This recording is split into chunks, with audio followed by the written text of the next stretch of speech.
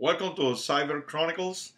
This concept was created many years ago when I was starting on the internet, and we came with the idea to chronicle all the knowledge or ideas or stories that I was doing in my classes or seminars.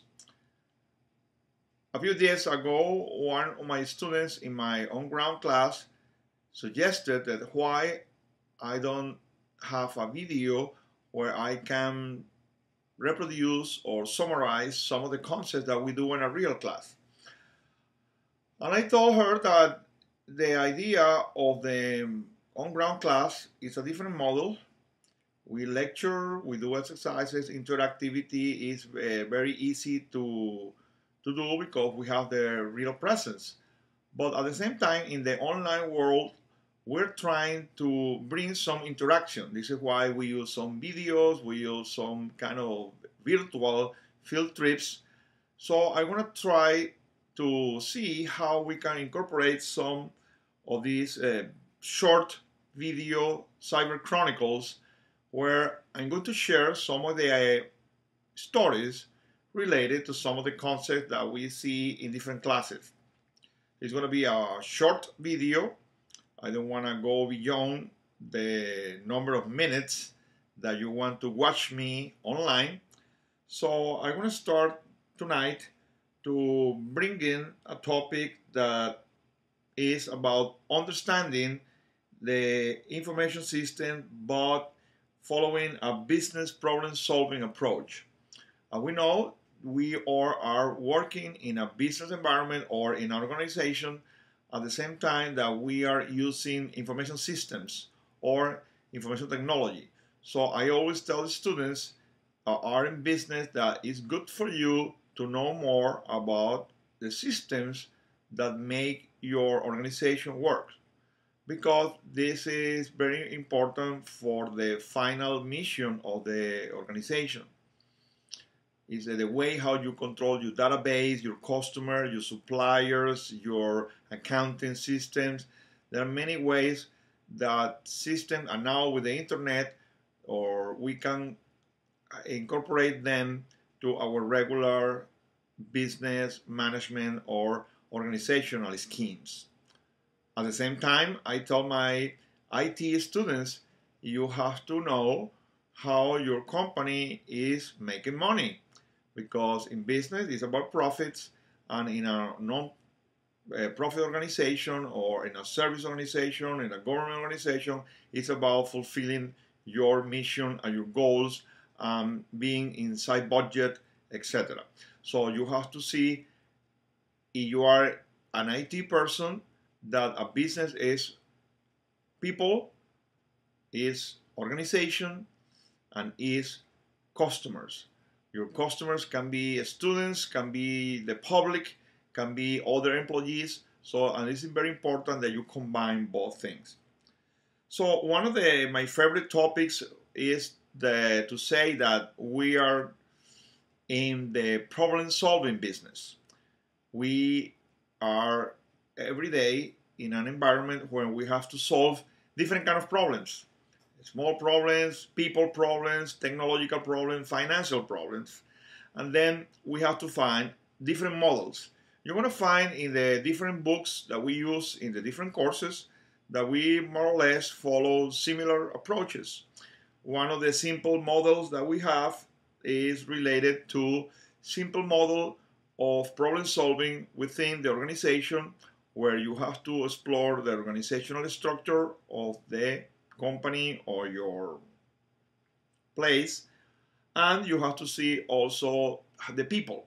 What problems you have with the people that are managing, the training that these people have, how are they accomplishing their functions in a productive way to be sure that they can have a balance between life and work, and you fulfill your organization mission at the same time that you provide satisfaction to these people that work for this organization.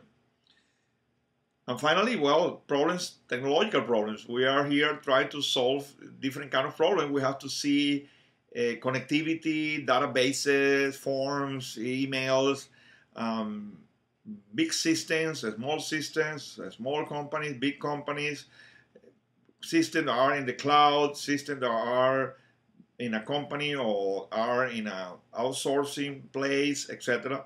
So these are the three major areas that we normally see. The first thing that many models tell you to explore is, well, you have to first recognize you have a problem. And one of the easy ways to recognize the problem is trying to identify that problem. Sometimes you don't see the problem and you have to hire a person. This is why I always say in my classes that there's a big difference between a manager and a consultant. Because normally a manager is going to solve problems that he knows and follow steps that we're going to see now. But a consultant is a person who is going to help a business owner or a manager identify the problem. So the first step is normally let's define the problem to see how big or how small or how we want to deal with it. If we're talking about software, well, we normally are going to go to what kind of solution, what kind of system we want to design to solve that problem. And obviously, when you create your ideas, your project, you're going to start looking at your resources, money, time, people, expertise that you have. Are you going to outsource the solution or are you going to do it in-house? And this is part of the managerial decisions that you have to make.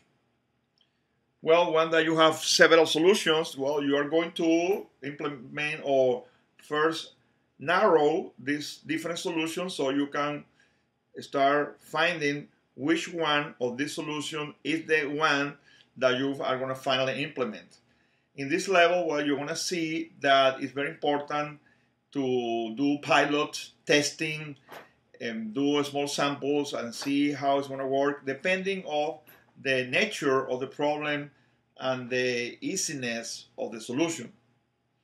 Well, when you are evaluating different solutions with maybe different people, a committee, or advisors, you have to decide, well, we want to implement this one, we want to design that a system or a change, and then we want to implement one.